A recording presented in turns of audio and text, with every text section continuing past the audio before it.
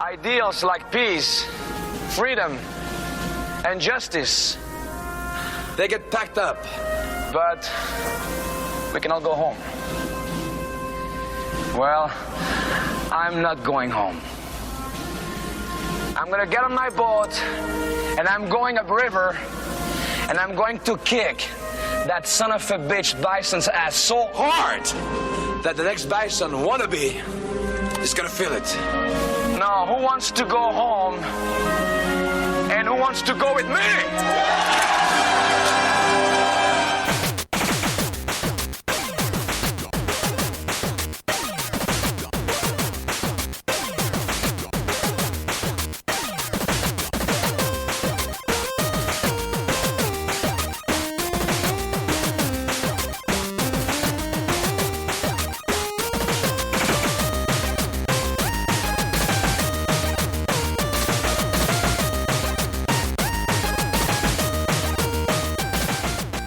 Welcome to the Rated G for Gamers podcast, episode 309. Before we start the show, we want to thank all of our wonderful fans who have supported us. And if you want to show support for the Rated G network, you can find us on Patreon at patreon.com/Rated G for Gamers. You can also find us on YouTube, Twitter, Instagram, and Facebook at Rated G for Gamers. And finally, please rate and review us on iTunes and Spotify. We appreciate all the love. I'm your host, Dave Bertino, and this is my co-host, Dan, the podcaster formerly known as Classic Robinson. What's going on, man? Sad day, Dan. Sad day. You know, last week we said goodbye to Razor Ramon, Scott Hall, right? Legendary wrestler. And it is with a heavy heart today that we say goodbye to the drummer from the Foo Fighters, Taylor Hawkins. Yesterday. Oh, he passed away? Yep. Yeah, the man was 50 years old, too. And I just saw them in concert last October. He looked great. You know, he was in perfect form. You know, he was out there. He even did a song, like he came up on the mic and he did a Queen song. He looked great. I didn't think there was any issues. Did they say why he died? No, we don't have any information. And every article is, you know, please have respect for the band and the family and all that, which, of course, you know, we don't necessarily know, okay. But didn't seem like he had any issues, you know. It's just crazy. It's crazy. Let me ask you a question. Were the Foo Fighters featured in any, video game? Oh, yeah, probably. Oh yeah, they're actually in. That's not like Just Dance. No. They're actually in the new. They're in the new Forza game. They're in the Rock Station. Yeah. From their whatever their latest album is, I forget. They have a song or two actually off of there. So, yeah. Oh wow. That's super recent. And I mean they got stuff in Guitar Hero for sure, and Rock Band definitely. Yeah, Rock Band has Everlong. I know that. Either Rock Band or Rock Band 2 has Everlong as a song. And, you can download a ton of other stuff via kind of the DLC marketplace. So, they're prominent in there. And damn, man, I mean, that band has been around since 1994, right? Right after Nirvana broke up, right? Dave Grohl decided to record an album in his house on a little 4-track. So the whole first album is just all Dave Grohl. He does everything. He does the guitars, the drums, the vocals in it. And then he gets all these other guys to come in. And yeah, man, been 30 years for that band. That's crazy. So. Oh, wow. So, rest in peace. Respect to condolences to him and his family and all his fans. Mm-hmm. Right? It's never an easy transition going from no passing away. No, it's into the video worst. Games. It's the worst. But all right, so I will say this: just get away from the sad stuff. Mm-hmm. I am very happy. On a lighter note, all of the Netflix MCU shows are canon. Oh yeah, canon, baby. Yeah. You said they were gone. No, you said they were gone. Remember, you're like, no, they're not going to do that. We talked about it in the show when they disappeared 3 years ago. Oh yeah, but that was 3 years ago. Yeah. I said, I bet you after that sort of exclusivity lapses, right? The 3 years that they'll go to whatever Disney streaming services. Sure. Right? We didn't know what it would we didn't know what it would be at the time. Sure. Right? And then Disney Plus, and now it's all on Disney Plus, and we know, it's canon, it's official. They're back. they did a really good job of, so the Netflix series early on did mention the events of the MCU, right? They talk about the event in New York, I think, a little bit, and there's like little bits here and there that kind of reference it, and then they kind of come into their own and they make their own little universe up in Hell's Kitchen, right? In that kind of one part of New York City, which is crazy. And Harlem. And also Harlem, yeah. Once we get into Luke Cage. But Kevin Feige, in all his infinite wisdom, never stepped on any of the stuff that happened there, never introduced characters that overwrote that kind of mini universe, right? Because it was referencing things that happened with the MCU, but they never explicitly had any crossovers and whatnot. So there was always that thing. And then now they're kind of bringing it all into the fold, which is awesome. And so Moon Knight, their new show, Moon Knight, was sort of Marvel's answer to Batman back in the day. So Moon Knight he's in the universe, but he won't be like part of any like storyline, big storyline with the universe. Like you probably won't hear about. Yeah, they said that Moon Knight's not going to be like part of anything major, big. Like it's going to be standalone by itself. Right. Yeah, so that's kind of like an interesting thing, like its own standalone show. Not gonna probably won't even reference anything, to be honest. I think they'll drop some stuff. Hints. They drop hints. Yeah, no, of course. They'll like reference, I don't know, Wakanda or the incident in Sokovia or something, and you go, oh, yeah. Well, I forget. It's part of the universe. What if they're different universes? Oh, it could be. I'm actually still not sure what Moon Knight's powers are. It seems like he's a little, I don't know. I don't know. I'm not a big Moon Knight fan. I mean, I remember Moon Knight from like, I didn't have a comic with him in it. It had like trading cards. So it was back in the day, trading cards were like a huge thing in the 80s, early 90s. Trading cards. So I had the Moon Knight trading card. I knew who he was. I think he can fly or float. And he only really worked, like he only was in like the nighttime. He only came out at night, like Batman. Sure. Right? And I think he can do like all the stuff like Batman can do. Right. But from a supernatural sense, like Batman is more like human with gadgets and he can fight. Right? Oh, yeah. Yeah. Batman's got no superpowers, technically. He's just really smart and really rich. Yeah. Where Moon Knight, I think, is more of he has all of that, but he gets it supernaturally. Right? Okay. Like he turns into Moon Knight. Now he can fight and he has all these combat skills and he can either fly or float or something along those lines or jump really high. Right. Okay. So yeah. It's like screw going to the gym and training and learning how to learning martial arts. You just want to get hit with gamma radiation. That's it. Bam. Yeah. I need those muscles now. You just turn into Batman. Imagine that. Yeah. All right. Oh my God. Dave, let's get the show on the road. We have an awesome show this week. Right. We're going to talk about another PlayStation acquisition. Man, we just, every week is going to be a new acquisition, like from. Oh my God, I know. And then finally, a new Switch update gives fans what they've been asking for since launch. Sort of, but let's begin the show with notable games coming out next month. And I got to say, there's not a lot of major games coming out in the next 3 months.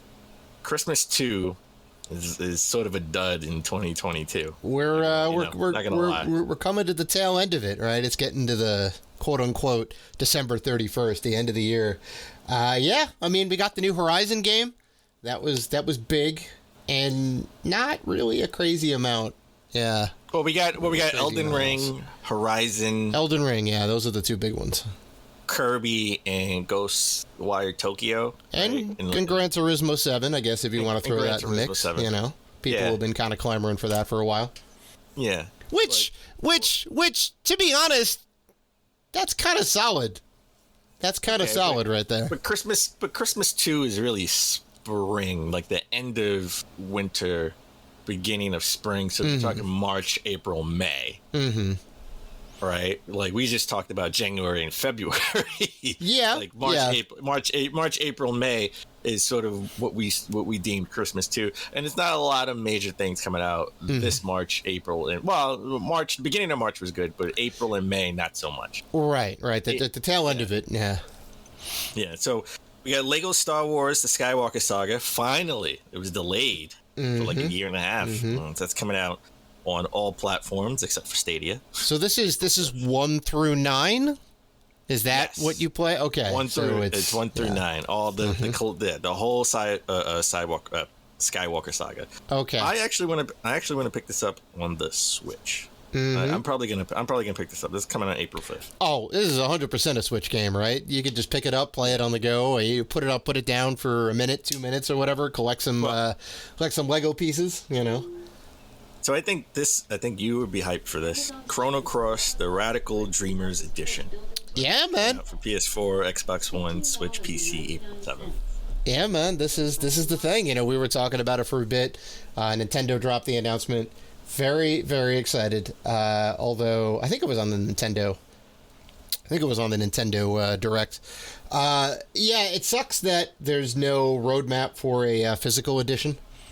So you can pay $20 and get the digital edition, and it's made by Squaresoft. They still own the IP. They're the ones that remastered it. It's an internal job. So if they're going to make a physical, they're the ones that are going to make the physical. And it doesn't seem like there's going to be a physical. So I may just have to break down and buy the digital. We got April 7th also, same day. The House of the Dead remake coming out on the Switch. I just played that again in the arcade, the original. I was down at a barcade and I was playing it. Cheap ass game, let me tell you. Cheap ass game, and it is because it's an arcade game. But my God, like they give you like zero time to react. Okay. You have to know. Yeah. Anyway. Coming out April 20th, we got Star Wars: The Force Unleashed for the Switch. Right. Very so nice. I mean, that's the last gen game. I have that game. I think I have that game on every platform. I have it on PS3, 360, and the Wii. So it's now been sort of ported to the Switch now. Yeah. And then lastly, we have coming out April 29th, Nintendo Switch Sports, the game that was announced in the last Direct. Yep. So I definitely would pick that up. Oh yeah. I want to see what events are going to be in there. I think this is a budget title. It's not a full. I don't think this is full 60. It's like definitely 40? A budget title. I think it's like when you say insert current Nintendo console and then sports, I'm thinking budget title. I'm thinking $20, $30. For sure. Maybe $40 because it's a Nintendo. But yeah. All right. So Dave, it's that part of the show. It's that time. As we always try to start the show but epically fail, what have you been playing? Well, we're bringing back an old segment yet again. We got another indie game spotlight. And I wanted to highlight... Ooh, wait. New indie game. You didn't tell me you were playing an indie game. I'll tell you right now, Dan. Save all the good stuff for the show. So, wanted to highlight this game. It's pretty fantastic. I found out about it pretty recently. I want to say maybe January or early February. It's called Vampire Survivors, right? Okay. And it is very much a Castlevania bullet hell, I think is the way to describe it. A roguelike Castlevania bullet hell. So you choose various characters, various vampire hunters or clerics or mages, or there's even like demons and skeletons that you can unlock. And that's your character, and it's like a top-down view, and you can go wherever you want on the map, and you see your little guy like dancing around. And whatever their main weapon is, they'll start throwing it out randomly. So all you can really do is move around. You're always attacking. You're always fighting monsters, and they start off like real easy with like bats or like little slimes or whatever it is, and they usually take like one hit, and you get gems. and you use those gems to power up your character. Every level, you get to choose a new power-up, or you get to upgrade an existing power-up, and you can have like 6 different weapons and I think 6 different items out at once. And then you just keep going and going and going. And every time you level up, it gets harder and harder. They like throw out new like waves of enemies until when you get to like, you go up in like the hundreds, there's just like enemies are like all over the place, and you're firing out like crosses and axes and holy water and just everything, and you're just like a giant tank. I love it. It's great. It's only $3 on Steam right now. It's in early access. You can even play a version online at this guy's itch.io page. So if you look up Vampire Survivors, you can find it on Google. You'll find this guy's itch.io, right? Ponkel is the developer. I think it's a one-man situation, but highly recommend this game. It's really awesome, and it only costs $3. There's a whole roadmap of what he wants to put into the game. It's pretty complete right now, but there's more stuff on the way. New monsters, abilities, weapons, all that stuff for game rebalancing. So, okay, very exciting. Hopefully when it finally comes out, limited run, and put out a physical edition for it. Maybe. You think this would be just a digital only? Well, right now it's only PC, and it's a one-man studio, so hard to say. This could be a Axiom Verge situation, or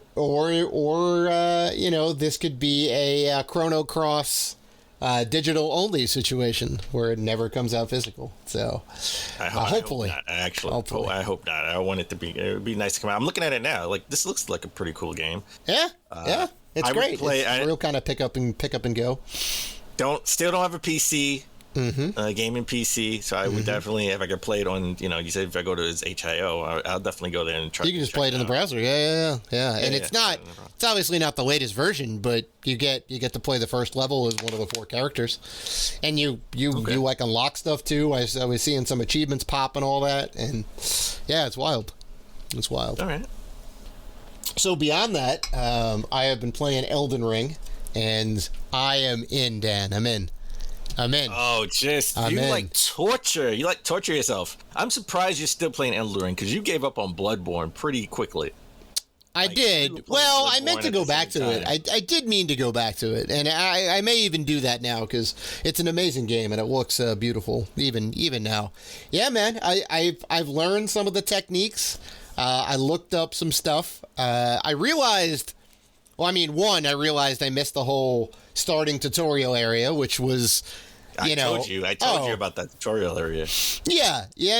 I mean, I figured it had to be in there. I jumped off a cliff early and missed all that stuff and whatever. But I know all that stuff now, so it's okay. It's fine. And the first major boss, which I think you have to beat, Margit. Which is the one that people like rage quit over because he is ridiculous. Like, you want to talk about a first boss that should be the end boss? Like, this dude is imposing and big. First of all, every boss is probably an end boss. They certainly feel like it. They certainly feel like it. I fought a guy with like 2 giant hammers who was like swinging around in a cave. I fought a giant cat statue. Right, I beat those 2, and I finally beat Margit, so I actually got past that. I beat Margit. I got all the runes, and then I lost all of the runes. And the runes are used to as currency to buy stuff or to level up. I lost 9,000 runes. That was like 2 level ups right there for me that are just gone now, because I died, and then I died again. And then when I died again, I didn't get the runes when I picked them up. So it's terrible. Okay. Terrible then. All right. But yeah, I've been playing that, and I beat Fire Emblem 3 Houses for the Switch. Wait, how long have you been playing that? How long did that take you to beat? It took me a while. Because it's a super long game. Like, I know, but you haven't really talked about that, so I didn't even know you were still playing that. I got back into it. Again. Yeah, I got back into it again, and beat it. I beat it. I knew I was like real close to the end, and I was doing the last battle, and the last battle was a long battle. Like, battles in general take upwards of an hour, and that's just a single battle. That doesn't even mention the time outside of battle. You can run around the castle and do all these activities. You know, you can go fishing and gardening, and you can talk to other people. You can do training and all that. That's like a whole game unto itself. And then you go into battle, and battle takes forever because it's a tactical strategy game. So, yeah, that is not a pick up and play game, and that is definitely not a Dan Robinson game. No, I have it, but I'm definitely not going to play it. Of course, it's going to be just like Demon Souls, sealed in the collection. Yeah, I understand. Well, I've been playing WWE 2K22 for the Xbox One. Now, you may say, Dan, why are you playing the Xbox One version? That's because Microsoft is insane with their boxes. Insane. Listen, there are so many different boxes, it's not even funny. Dan's got a gamer grief. This is what this is. Let's go. The updated box art for the Series X that we talked about, right? Where it just says at Xbox on the box and just Xbox on the spine, and in the front in white at the top now instead of small black. It's large white area and it says Xbox Series X. Now they do that for the Xbox One as well. That new box art says Xbox One, or it's a large gray area at the top that says Xbox One and Xbox Series X. Oh, why are you even still putting out Xbox One games if they all work on both? Like, okay. Well, that's not true. No. Not all of them do. Well, that was a broken promise that they made. But okay, if that's I'm just saying you want to be accurate with your box art, right? If that's the case, and it's also the Series X, the Series X, and the Xbox One need. Just put that out. Just put that out then. Just put out the one that works. The price isn't different. Just put that out. I know. Thankfully, it's not different. Thankfully, they're not doing the Sony the price thing isn't and different. Charging $70 for the PS5 version and $60 for the PS4 version. So I'm happy about that. Just put the one that says Series X and Xbox One on it then, with the Xbox box, with the it says Xbox, doesn't say Xbox One on the physical box. Sure. Yeah, This is the same problem with the Sega Genesis, because they had different box art, and they weren't all the the light red, dark red, like barber pole striped thing on the side where it says Genesis and the name of the game. Some of them were cardboard boxes. PS3 had the same issue, right? The PS3 changed their box art halfway through, so some of them have the red strips, some of them don't. I know, but this and it's terrible. How do you make that work? How do you make that? I know, but so technically, if you're a collector, how you divide it. How you divide it? It's the way to keep everything looking the same. You divide it by spine. If it's a Series X game, it'll just have Xbox on it, right, on the box, on the spine, and you have those neat over here. And if it has Xbox One, it's an Xbox One game that can work on your Series X, right? You put it over here with all that. So this technically will be the last brand new Xbox One game I buy, because I accidentally bought the Xbox One version instead of the Series X version. And by the way, I did go back to Target. They all mixed in. They're all mixed in because they don't know that the store doesn't even know the difference either. Right. The store doesn't even know. Yeah. I got the Series X version. If you've been to Target, most Targets, the Series X version. They have the game, hooked up to something, right? So you can't pull it out, and it's under the plastic case, right? The Xbox One version was on display, but when they pull out the plastic case, the Xbox Series X version was on display, but there was the Xbox One version in there. And they were all mixed. They were all mixed in. Yeah. So I asked for the right game. She gave me the wrong game because obviously she doesn't know. She's probably not paying attention. It's a marketing issue. 100%. It's a marketing issue. They could do better. I do have an issue with the PS4 and the PS5, but at least it's separated, right? Like these are the PS5 games. Yeah. This is the PS5 box art. This is the PS4 game. If this was if I was buying a PlayStation version, I would have never bought the wrong one. Right. Because you can tell, right? Is specifically, and it's blue with white text for the PS4 Correct. and white with black text for the PS5. So Yeah. has the same font and all that. It's aesthetically similar, but the colors are different, and you know right away PS4, PS5, easy peasy. Yeah. Okay. So been playing that, and I've been playing Stranger of Paradise Final Fantasy Origin on the Series X. I got the Series X version. Series X. Good. Yeah. Are you enjoying that game? Okay, wait. Well, rewind. The WWE game definitely better than last year because last year they didn't put anything out. Well, feels good. Control by default, it's better. It automatically controls good. Feels good. Listen, just the mechanics of it feel good. No glitches, at least that I experienced. The only issue is, to me, they have a lot of wrestlers in the game who they cut. So they cut half. Oh, yeah. They're not even part of it anymore. Yeah. Not even part of WWE anymore. Yeah. As a matter of fact, I think a lot of the ones that they cut are in AEW now. So I'm playing AEW wrestlers in WWE.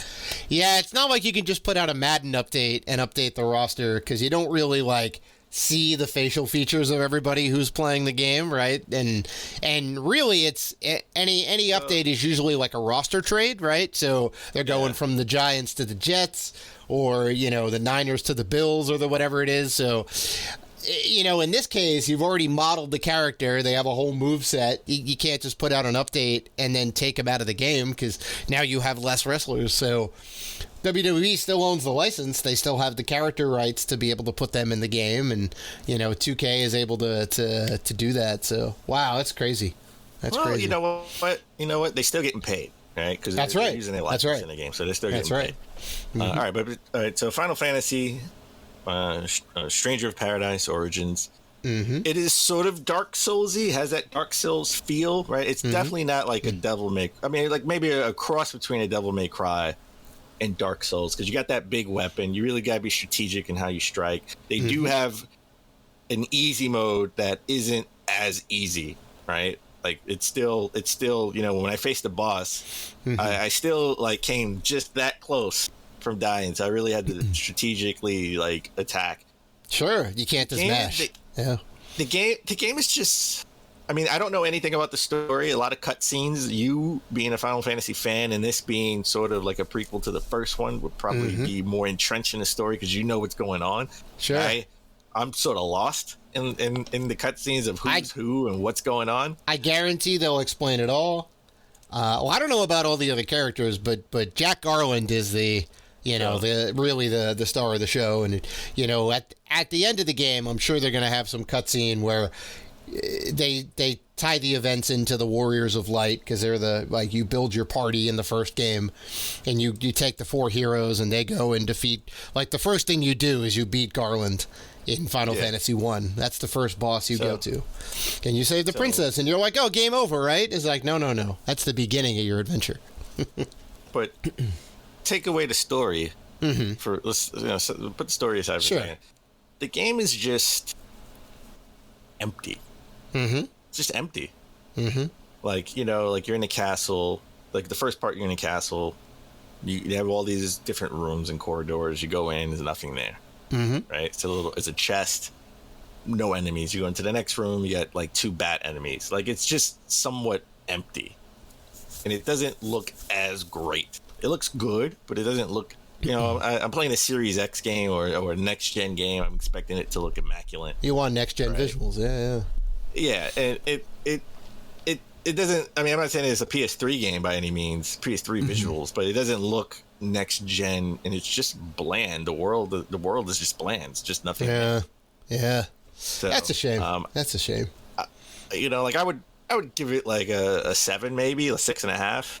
Okay. It's not a bad game by any means, right? But it's something that you pop in and you play for a while, and then maybe you get into something else later on. Yeah. I will say this: I'd rather play that than Dark Souls. I mean, of course. I'd rather play this than Elden Ring. Oh, I trust me. I feel you. I understand. So, with that said, why don't we take a break? And when we come back, we get into the top gaming news of last week.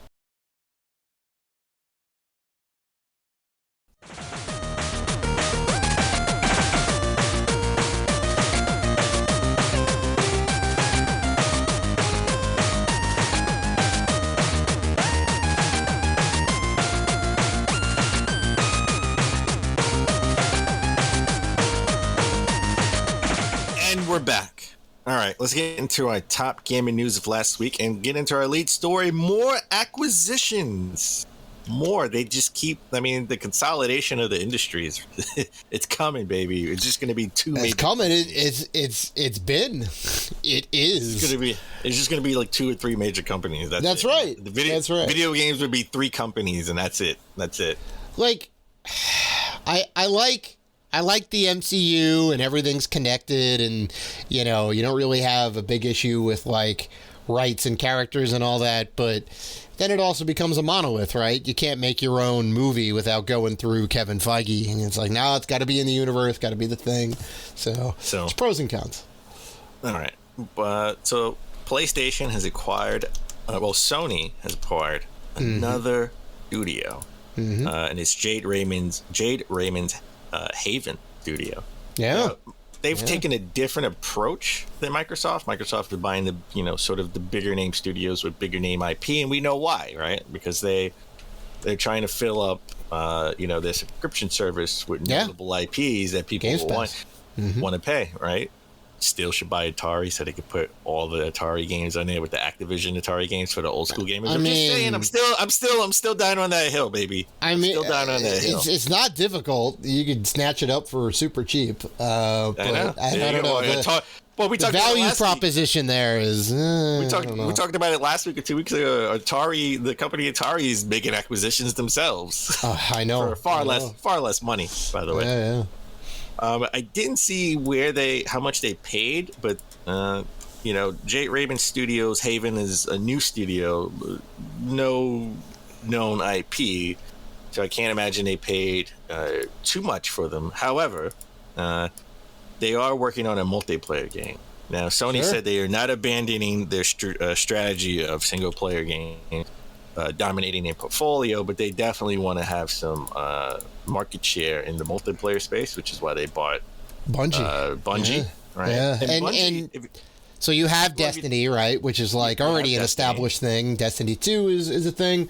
Who knows if Destiny 3 is the next game or if there's a new game that's like coming in the hopper. It could go either way, but now you would potentially in a couple years you would have 2 live service games that are kind of in your portfolio, which is awesome.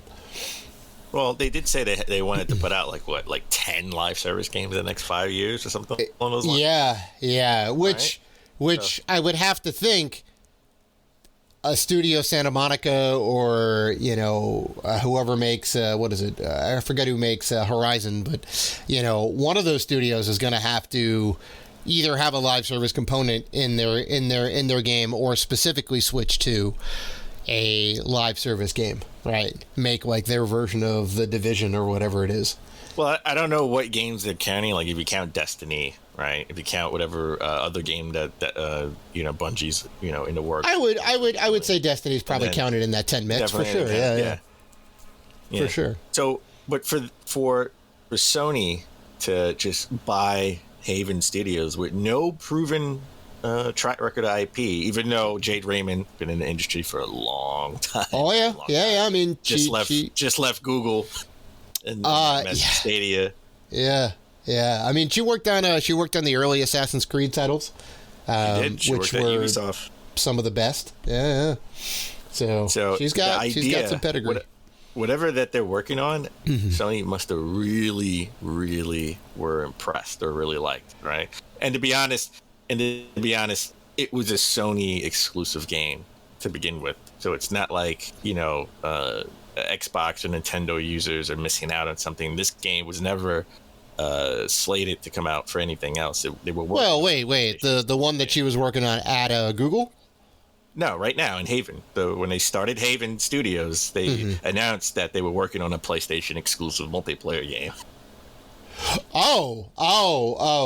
Right. After they got out of Google. Sure. Well, after she right. After she got out of Google. When she started Haven, it was a PlayStation only game anyway. Right. So Nintendo and Xbox users they're not really missing out on anything. Mm-hmm. So again, Sony's approach, buying smaller studios, right, to come up with new ideas, new IP, or like Fire Sprite to be more of a support studio and help out with VR stuff, because they do VR, they do a lot of VR games, and I think they're doing the Horizon VR game too. Yep. So, Which I'm curious to see how that ends up turning out, because the VR is shaping up to be really cool. I just if they can get like the motion right, could be good. Or we're going to talk a little bit more in VR in just a second, but we do have to mention that PS5 and PS4 system updates have gone global. As of this recording, they're out. Hallelujah.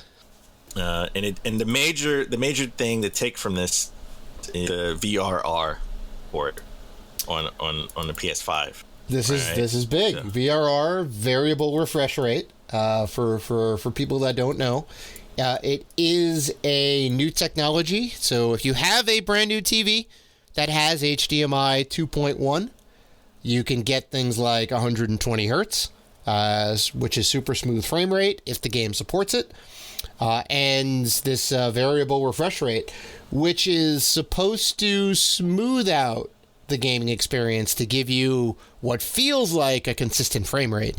Right, that's what VRR does. Under the hood, obviously it's a lot more complex, but at the end of the day, it should give you an even experience across the board. So if you go into a super intense area of the game, it should kind of do some magic and adjust things accordingly so that it maintains that 60 frames per second. As far as I understand it, it's big, and this is the thing that Xbox had that. PlayStation was lacking, and now they have support for it. So very, very, very happy to see that. And you can also, they gave some enhancements to the app where you can open and join parties through the app, right? Mm-hmm. So big boost here, multiplayer enhancements for the app, and VRR support for the PS5. Mm-hmm. But I do want to talk about VR. Everybody, Facebook is all in with the metaverse, and everyone's talking about the metaverse. The NFL has jumped in, and they want to be a part of this megaverse, because they announced that the NFL is making an annual VR game. Mm-hmm. So they want to think about this. They went from just having one game. Now they want to have sort of a 3-tier system where you have your Madden Sim game. Mm-hmm. Where with EA, and then you have your sort of arcadey football style. Your game more kind of blitz-esque football game, big over the top. Yeah, with 2K, and now they announced a partnership with the Status Pro, right? Technology company Status Pro, to come out with a VR, the annual VR sort of football sort of experience. Mm-hmm. So. I think this is actually a pretty good idea. Like, I could see this more so than I could see this in hockey more so than like baseball or basketball. I could see this happening for those two sports. Yeah, there's a lot of what ifs and questions surrounding this. Like I think it'd be great to like put on the headset and feel like you're in the the quarterback seat, right? To feel like you're John Elway or Joe Namath, right? You want to go and play as the big boys, line up on the line, look left, look right, and then hike the ball and pass it and all that. But I'm worried. How much physical activity is going to be involved, because that's interesting, and two. How do you deal with the big hits and kind of moving around, like, because everything's like quick. You get to the line, you hike the ball, and it's like chaos for like, I don't know, 5 to 10 seconds or whatever it is, and you just keep doing that over and over again. Like, I'm curious how they would work all that out and how deep it would be.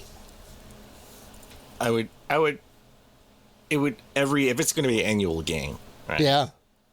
Every year, something needs to change, improve, and build upon, right? So I don't think it'll be too deep whenever it comes out. When it first comes out, it'll be more of an experience, right? Where it would sort of shape up to be more of a game as you go along. I mean, look at the first Madden game compared to the Madden games now. Right? So, yeah. Oh yeah, I remember the old PC one. I remember the old Genesis. Yeah. So it would gradually grow. I won't be surprised because right now Microsoft has sort of a partnership with the NFL where you're watching the sidelines after someone throws a sort of an interception. There's or a Surface block. Yeah, Surface is everywhere. There's a Surface tablet, and they're looking at what happened. I could see them having a headset now, right? Looking at exactly what they missed. Oh right? my God! It just plays back. Yeah, it plays back in real time. That would be awesome. And I bet they're going to get to that point. Another couple of years, they'll have big commercial rugged headsets that you can just kind of pop down and go, review this play, right? So I'm old enough. Well, you're definitely old enough. We're both old enough to remember when you see them on the sidelines looking at photos that were taken.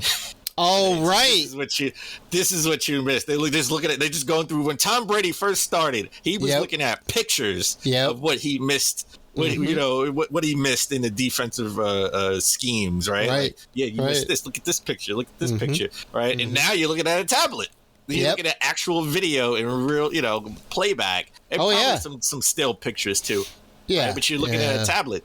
So imagine 10 years from now, everyone's going to be looking in the sky because they got their VR headset on. Yeah, and they're looking like, oh yeah, I missed that, right? So that's going to be pretty cool. And then you'll see everybody in the stands with their VR headset because they want to be right there because Tom Brady, he won't be. Well, he'll probably be still playing in his 50s. Tom Brady will have the VR camera on his helmet, so everybody can see what he sees. All right, so here's the ultimate, right? It's gonna need to be version 2 of the PSVR 2, right? PSVR 2 version 2, right? Because they made an update to the old PSVR 2 and made it a little more sleek and less wires and all that. You need to be able to simulate CTE. Oh, get out of here. I want to be a linebacker, line up on the line and feel those hits and take my head off and take my headset off and go, I need to take an Advil right now. My head is pounding. No, you don't. No. But they need to update the actuators to set it to NFL mode, right? You got to feel those hits. They'll never helmet to helmet contact? It'll just be the expansion pack, the Rumble expansion pack. So no, it won't be any of that because you want the real NFL experience. Here's some DLC. Kids want to play that. So no, that'll never happen. I know. But my God.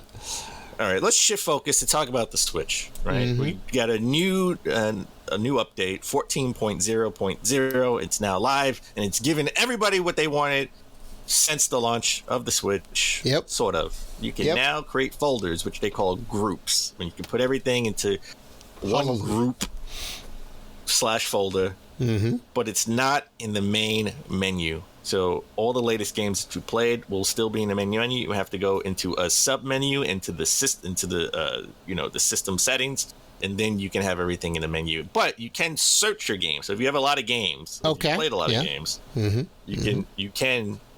can group everything together and search in the group, or you can just do a universal search for games all, wherever if you have a lot of games, you can't find it. Yeah. Even though everything is in alphabetical order when you're scrolling. So very excited for this. This should have been in at launch. There's no reason why couldn't have this at launch. Well, you still can't. You still don't have any themes. That didn't come out, right? That still don't have it. Right? No, but I mean, Jesus. And they sort of enhanced the Bluetooth audio. Okay. Now you can adjust the sound in your headset, in your wireless headset, through the Switch. Nice. Through the Switch. Okay. So, people are all excited to do folders in a sub menu, not the main menu, not the main home screen, which makes no sense. But I haven't played with this yet, but I don't think I would really use this feature much, to be honest. Everything's in alphabetical order for me. So, I mean, but it's good to have the option to play. I mean, sure, you want to put all your Mario games together or all your shooting games together. You can group by whatever you want. It would be nicer if it was on the homepage. Because then you can basically get more on there. Because you can go, oh, here's my Mario games, right? And 6 or 7 Mario games in a single folder, as opposed to, Super Mario Odyssey and, Super Mario Party and, whatever else, Mario Kart 8 and, Yeah. A little space. Yeah. All right. So let's talk about acquisitions. Let's go back to acquisitions. Netflix has thrown their hat back into the acquisition game as they have purchased another mobile game developer of called Boss Fight Entertainment. So they're really trying to get in the gaming space, but the mobile space for the most part. I told you I believe in Netflix because they're buying studios. They're not trying to start their own studio, but they're hiring the right people for what they want to do. They're not trying to be a console game manufacturer or anything like that. It's, for now at least, strictly mobile game with the mobile games Netflix app that they have. I mean, yeah. Do you know anything about this boss fight games? No. Okay. As far as I'm concerned, I think they only made one game. Neither do I. Yeah, I had to go and look them up. Dungeon Boss. Yep. It's called. Yeah. Yep. It is very much a mobile game with you upgrade your characters and you can boost them up and whatever else, and there's microtransactions in there. It looks like a fun game, but it's very much a mobile style game. So I guess they have a lot of players.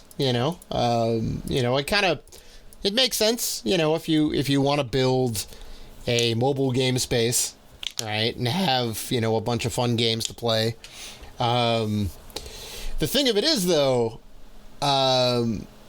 Dungeon Boss is a little less appealing because you can't play Netflix games for free, right? You need to have the Netflix service to play those games. I think so. I'm not sure. I haven't tried it out, but I believe it's not any added cost as of yet. It's just but you have to pay for whatever the lowest tier service is. So you're paying for that to then play games which are organized in a way for you to spend money to actually get anywhere in the game. Which are all mobile games. Right, exactly. So it's not a great proposition. Boss fight, whatever their next game is, if it's more oriented to a game that would be like a flat fee, right? Here's $4 or $5 you would normally pay for it, but now you get it free with your Netflix subscription. I would be a little more excited. Well, the biggest IP that they own is Oxenfree. Right. They bought the Oxenfree studio. Sure, and that's awesome. It could be Yeah. When they make Oxenfree 3 or whatever it is, you got to start somewhere. I mean, we'll see how this goes, but I'm just saying, like, I as of what has now been acquired and like in their service, still hasn't brought me over yet. I don't think they will have anything to bring you over or me because we're not mobile game gamers. Like that's not something that we do. No. So unless they get Centipede in 4K, baby. Oh Jesus, there it is. There it is. I'm not doing it. So. But you know what I will do? You know what I will play? The new Witcher game. And it has been confirmed that the next installment in the series is in development. But they won't be using their own proprietary engine. They will be using Unreal Engine 5. That makes sense given the debacle of Cyberpunk. Use pre-existing technology. Because I think they tried to update or overhaul their Witcher engine, Gamebryo, I think is what it's called. I think it's Gamebryo. Maybe not Gamebryo. Maybe it's Gamebryo or it used to be Gamebryo. Or maybe that's no. I think that's the Bethesda one. Whatever. They got their own engine for Witcher 3 and for Cyberpunk, I think. And Cyberpunk did terrible when it came out the gate. So yeah. Better to do that. Better to do that. Well, we saw the Unreal Engine 5 demo. Yep. Right. where it looked like magnificent. It looked fantastic. It was like, that's what next gen is. I can't wait, but we're not going to get that for a long time. We're not going to get that for another 3 years, if you ask me. But it won't have. They said that they confirmed that it won't be a number in the series. Mm-hmm. So this won't have a number next to it. So it would have probably a subtitle, like Witcher or something. Yeah, I mean, you get to a point. Every developer, movie studio, whatever, you eventually have to drop the number, right? X-Men did it, right? Unless you're Square with Final Fantasy. Oh my God, yeah, they're like the one company that's like, no, we need to put out Final Fantasy 16. We're going to go to 50. We're going to go to 50. Oh my God. And I'm all about it, right? But it can be kind of daunting, right? That's exactly why they do it, because you look at a number and you go, oh, there's 14 other games that I now have to play before I play this one, and you don't, because they're all different. You know, they're all their own thing, but you get a little bit of anxiety. You're like, I don't know. Well, we do think that it would be the next Zelda game would be called Zelda Breath of the Wild 2, which would be the only second time in the series where tentative. The second time in the series where it would have a numbered sequel. No, even though they're using the same Breath of the Wild engine, and it'll feel at its core like Breath of the Wild, same kind of style game, they're gonna definitely put a different subtitle on it. 100%. Okay. Well, you know what? To make it. Oh, actually, no. Wait. You were incorrect. It was Zelda 2: The Adventure of Link. The Adventure of Link. I'm not incorrect. I said this is the second time that they have it numbered in the series. Okay, second time. Okay, I thought you said the first day. Second time. That's right. I said second time. Yeah. You're so quick. You're so quick to try to prove me wrong. No, I'm just. We got to be accurate here on Rated G, Dan. We got to be accurate. We pride ourselves on accuracy. Number in the mainline series. So that's right. If you think they're not going to have a 2, I'm going to go against the grain. It will. You're going to think they're going to call it Breath of the Wild 2? Maybe. Yeah, but it's definitely going to have a subtitle. And they're going to have this. And they're going to have the sword in the 2. They're going to have the 2 with the sword going through it. The Master Sword. I'm gonna disagree, because the sword always goes through the shield. Well, no, that is how the marketing goes. That is how the logo. You know what? It's going to change. It's going to change. All right. It's going to change. All right. And our last bit of news. Mm-hmm. Someone. I mean, I don't know how many different devices can you get Doom and Skyrim on. I mean, this is now getting kind of ridiculous. Someone has got Doom to run on a text-based terminal. This is crazy. Right. So for anyone who doesn't know, like a text-based terminal, or like if you're on a PC and you boot up a command prompt, right? If you use DOS, right, that is a text-based terminal. If you use any sort of text editors that run inside, like a shell of sorts, a bash shell, or you kind of run it through a command prompt or whatever, or some sort of DOS box or whatever. You don't have graphics. You just have whatever the character set is, right? So, you're like A through Z, your numbers, and maybe some other characters, right? Maybe the @ symbol or a pound sign or whatever it is. So they basically interpret the graphics as characters, and then if you zoom out far enough, or if you have enough characters per line, you could build graphics. Right? So you'll see, like, I'm looking at the picture of the title screen right here. It's pretty damn cool. They got it working, yeah. They got it working. Which is wild. I have to download and try this out, because always curious. I mean, we've had it run on ATM machines. We've had it run on McDonald's POS machines. We've had it run on handhelds. Somebody got it working on the little Nintendo Mario handheld. Somebody hacked it and got it on there. Yeah, wild stuff. All right, Dave, that's it for the news. Mm-hmm. You got any good weekend plans coming up? It's supposed to rain all weekend long. It is supposed to rain all weekend, which is well, I mean, it's the season, right? We're getting into April. April showers. Spring. They will bring the Mayflowers. That's what they say. April's always a rainy month. March has been a rainy month. If it was colder, it would be a snowy month. But Yeah. But the rain's not going to stop me. A friend of mine's doing a hot pot, and he's making a big Japanese meal. I love doing it. Every now and again, we'll say, "Hey, we're having a hot pot." Every kind of couple of years, and I love it because it's a very specific kind of dinner. It's a whole thing. You kind of sit around this pot and you kind of ladle out all the stuff that's been like cooking all day. Oh, okay, it's good stuff. Yeah. So how about you? I'm just gonna. I picked up Ghostwire Tokyo. Mm-hmm. I thought I wouldn't pick this up at first. You were very much against it.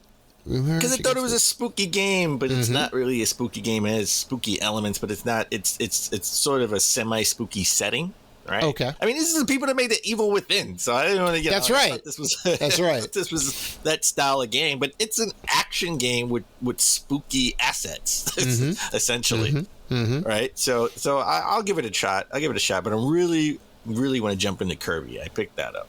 So nice. Yeah, I've been hearing some good things about Kirby. I still have to play the demo. I haven't played the demo yet, but so that's it. That's it for me this weekend. All about Kirby and Ghostwire. Yeah, there you go. Well, that'll do it, folks. That is episode 309 in the books. We want to thank you guys for listening to the show and liking, commenting, and doing all the good stuff that you guys do. And if you want to interact with us, and we know that you do, you can find us on Facebook, Twitter, Instagram, and YouTube at Rated G for Gamers. Also, we are part of the Gaming Podcast Alliance. You can check out all the fine podcasts featured on there at gamingpodcastalliance.com if you're looking for more gaming goodness. So, please listen, like, rate, review, and subscribe. And as always, keep gaming.